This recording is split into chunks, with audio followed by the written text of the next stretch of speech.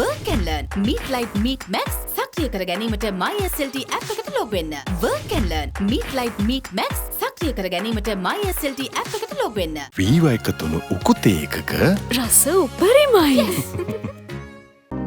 හරිම සුළුයි.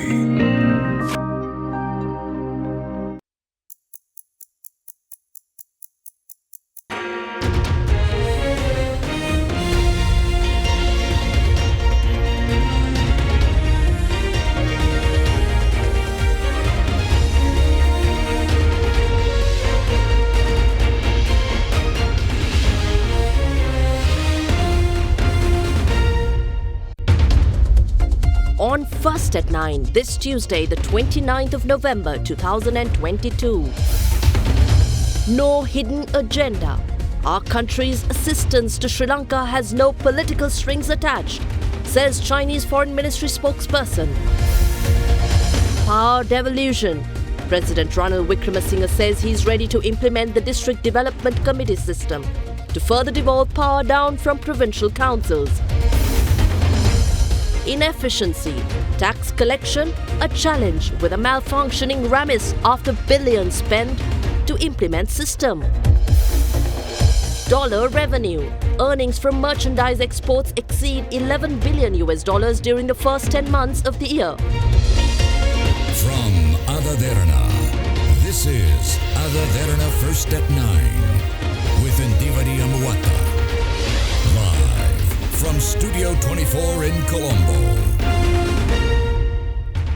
Good evening. We bring you the top stories now. Sri Lanka's tax collection targets could be far from achievable due to a malfunctioning of the Revenue Administration Management Information System, or RAMIS, despite billions being spent on its implementation. As per Budget 2023, the Inland Revenue Department targets a 69% increase in tax revenue up to an estimated 3.1 trillion rupees next year. Obstacles in achieving this target was highlighted when the RAMIS system was taken up into discussion at the meeting of the Committee on Public Accounts yesterday. මුළු හිඟ බදු දඩහා පොලි ප්‍රමාණය ගත්තම සමස්තය ගත්තොත් රැමිස් එකේ තියෙනවා බිලියන 512ක outstanding legacy system එකේ තියෙනවා බිලියන 261ක අවුට්ස්ටෑන්ඩින් මුළු හිඟ බදු දඩහා පොලි ප්‍රමාණය සමස්තය ගත්තොත් බිලියන 773.9ක අවුට්ස්ටෑන්ඩින් අය කළ ගත යුතුයි කියන අදහසේ ඉන්නවා අවුරුදු එකමාරක් ගත වෙලා තියෙනවා අපි මේක දැනුම් දීලා බෙච්චර හොඳ සිස්ටම් එකක් අපි ඉන්ට්‍රොඩියුස් කරා නම් මේ බිලියන ලොකු ගාණක් අපි වියදම් කරලා අපිට අඩුම ගානේ සිස්ටම් එකෙන් ජෙනරේට් කරගන්න බැරි නම් එහෙමනම් මේ සිස්ටම් එකේ අවුලක් තියෙනවා. රැමිස් සිස්ටම් එක. ඒක 2014 ඒ සිස්ටම් එක ආරම්භ වෙනවා.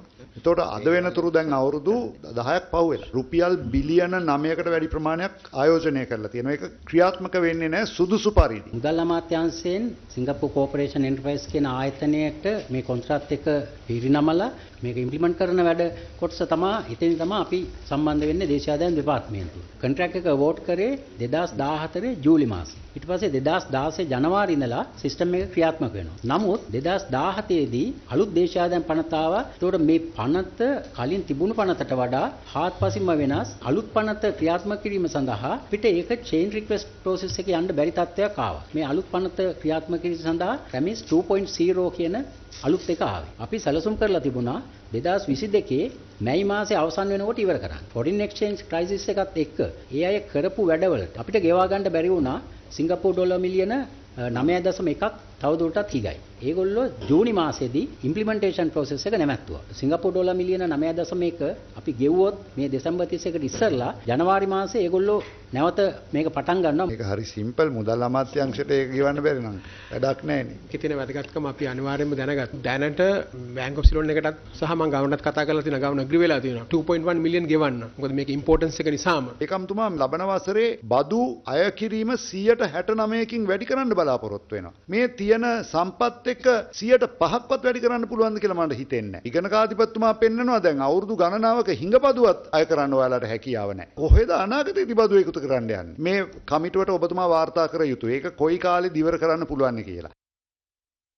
Now, China's Foreign Ministry spokesperson Zhao Lijiang says his country's assistance to Sri Lanka is not politically attached and no political strings attached.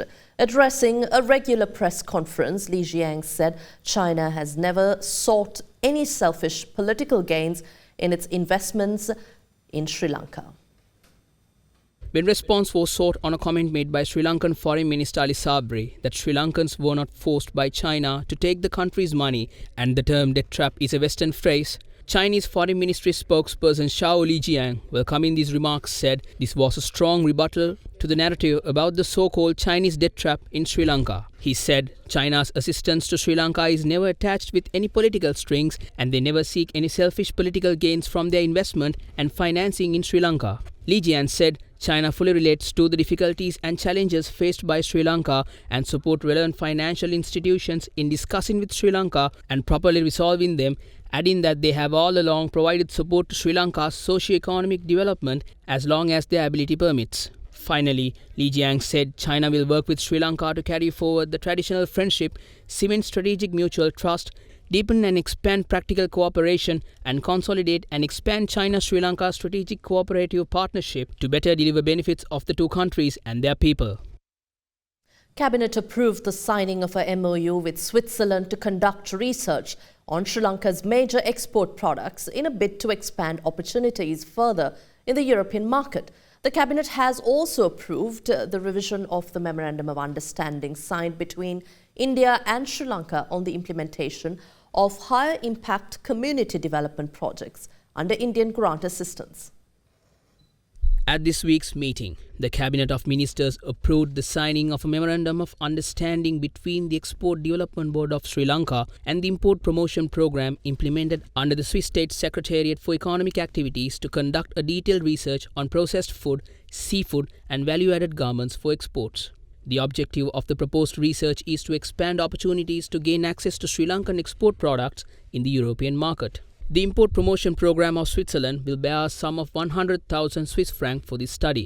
අපනයනවල විශාල වැඩිවීමක් ඇති වෙන්න නම් දැනට සාකච්ඡා කරමින් පවතින සිංගප්පූ වෙළඳ කිවිසුම, චීන වෙළඳ කිවිසුම, ඉන්දියානු වෙළඳ කිවිසුම් ඇතුළු අනිකුත් නිදහස් වෙළඳ කිවිසුම් හැකිතාක් ඉක්මනින් ප්‍රවර්ධනය කළා ශ්‍රී ලංකාවේ අපනයනකරුවන්ට විදේශ වෙළඳපොළ තුල තරම් කිරීමේ ශක්තිය වැඩි දියුණු කර ගැනීම සඳහා කඩිනම් ක්‍රියාමාර්ග ගත යුතු බව දීර්ඝ වශයෙන් කැබිනට් මණ්ඩලයේදී ඊයේ දිනේදී සාකච්ඡා කළා. මොකද මේ තත්වයට රට මුහුණ පාලා තිබෙන උග්‍ර විදේශ විනිමය අර්බුදය හා විදේශ විනිමය ඉපියුම් වර්ධනය කර ගැනීම සඳහා වෙන ඉලක්කය සපුරා ගන්න තියෙන ඒකායන මාර්ගය වෙන්නේ අපනයන ප්‍රවර්ධනය පමණයි. Meanwhile, Memoranda of Understanding was signed on the implementation of high-impact community development projects under Indian grant assistance during the periods between 2005 and 2010, 2010 and 2015, and 2015 and 2020. Priority was given to provide infrastructure facilities in the sectors of education, health and community development. The cost of one sub-project implemented under the project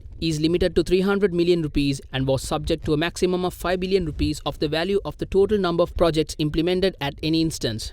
However, due to the economic crisis and the high inflation rate experienced within the country, some projects cannot be implemented within the maximum cost limit of 300 million rupees.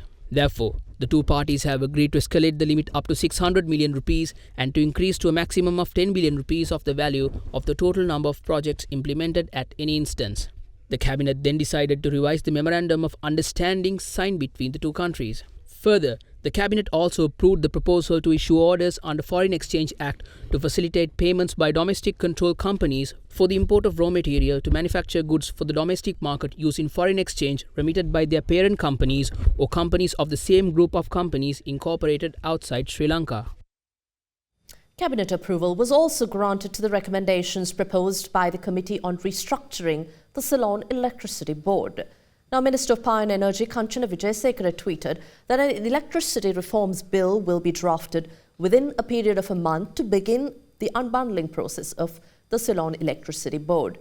The minister added that work on a rapid timeline to get approval of Parliament is required. In August, an 8-member committee was appointed to propose recommendations to restructure the Ceylon Electricity Board. They handed over their reports on to the minister in September, and it was handed over to Cabinet last month.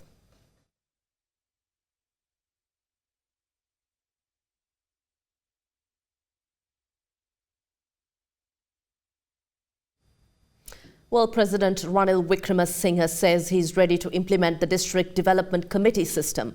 He stated this in response to a proposal presented by former President Maithripala Sirisena that power can be further devolved down from provincial councils via the establishment of district development committees.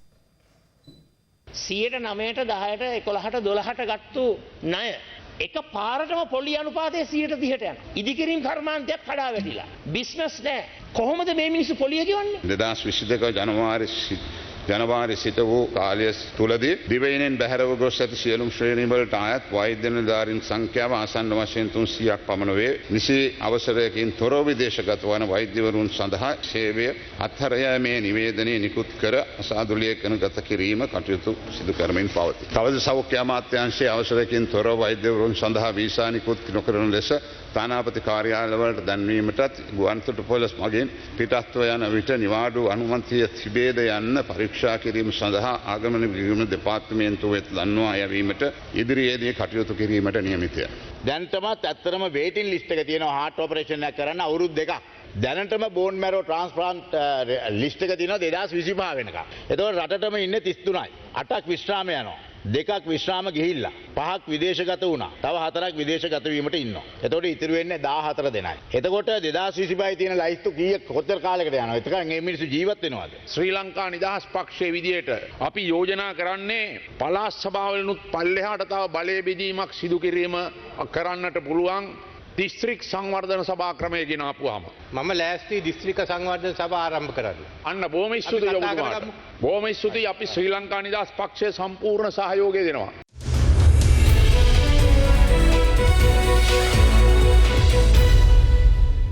Welcome back to the news. Earnings from merchandise exports exceeded $11 billion during the first 10 months of this year. This is a growth of 9.33% compared to the same period in 2021. According to the Export Development Board data, export earnings during the same period last year amounted to $10 billion. Now, despite the overall improvement, EDB said a decline in export earnings was observed in major product sectors, including apparel, textile, tea, rubber-based products, coconut-based products, as well as in the seafood sectors during the month of October. During the month of October, apparel and textile export earnings decreased by 13.19% year-on-year to $441.89 million. Export earnings from tea, which made up 11% of merchandise exports, slightly decreased by 0.76% year-on-year to $108.7 million, mainly due to the lower export of bulk tea. Export earnings from rubber and rubber finished products decreased by 6.1% to $86.3 million in October 2022, compared to $91 recorded in October last year. Seafood export earnings also reduced year-on-year to $19.56 million in October 2022 by 20%. Earnings from electrical and electronic components meanwhile stood at $46.26 million, which is 20.53% compared to 2021 October earnings, due to strong performance in exports of insulated wires and cables and other electrical and electronic products. However, merchandise exports managed to record $11.07 billion, surpassing the 11 billion mark during the first 10 months of this year, recording a 9.33% increase compared to the corresponding period of 2021. During the period between January and October, export earnings from apparel and textiles amounted to $5 billion, which is a 14.04% increase compared to the same period last year.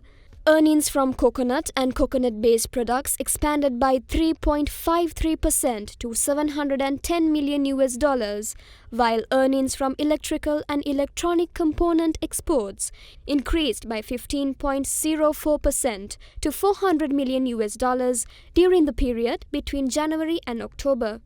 Strong export growth, meanwhile, was recorded for Sri Lanka's top 15 export markets in the period between January and October 2022, where the single largest export destination of the US recorded $2.8 billion worth of exports, a significant year-on-year increase of 14.44% in comparison to $2.4 billion recorded last year.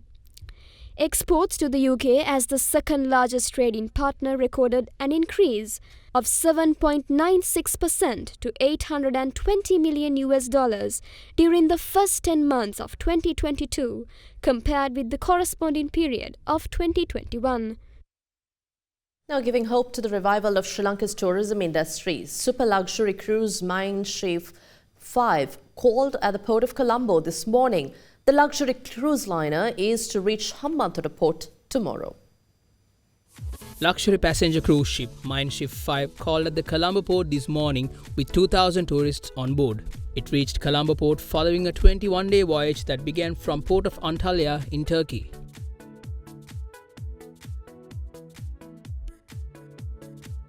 This is the second luxury cruise ship to visit Colombo this month after the cruise ship Viking Mars called with 700 tourists and 450 crew members on board.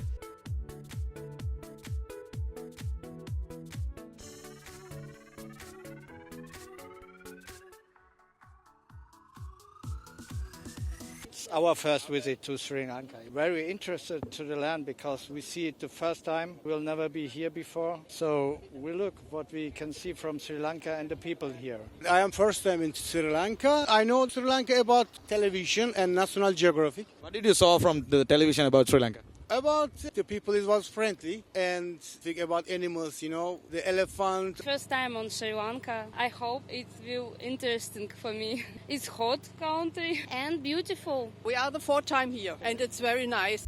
During their stay in Sri Lanka, these tourists are expected to travel around Colombo, experience boat safaris in Muthurajavela and Madhu River, visit plantations, Sigiriya and Galle. Tomorrow, the cruise ship will be calling at the Hambantota port.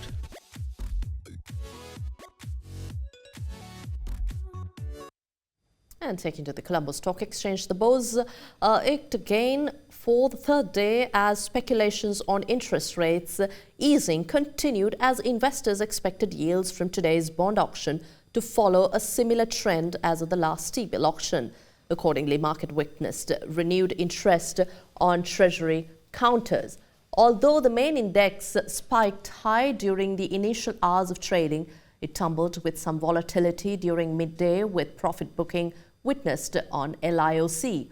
However, with a major contribution stemming from Expo Lanka and Brown's investments, the all-share price index gathered momentum yet again and closed for the day at 8,375, gaining 65 points. Meanwhile, turnover continued to showcase robust improvement and recorded at 29 billion, or rather 2.9 billion rupees. Turnover was dominated by the transportation sector, followed by the food, beverage and tobacco sectors.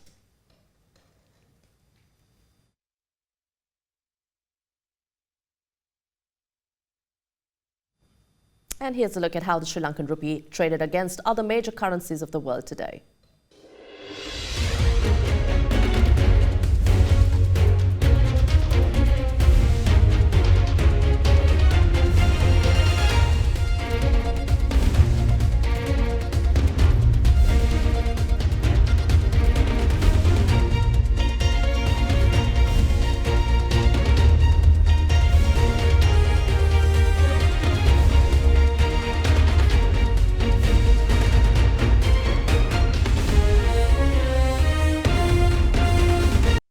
Well, that's all the news for tonight. Do subscribe to our socials for the very latest. I'm Derana English. Good night.